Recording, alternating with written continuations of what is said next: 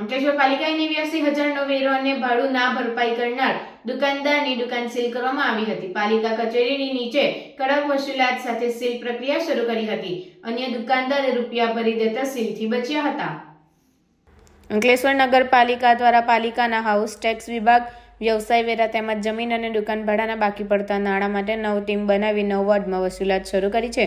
તો એક વિશેષ ટીમ બનાવી તમામ પ્રકારના બાકી વેરા માટે કડક કાર્યવાહી રૂપે સીલ પ્રક્રિયા શરૂ કરી હતી।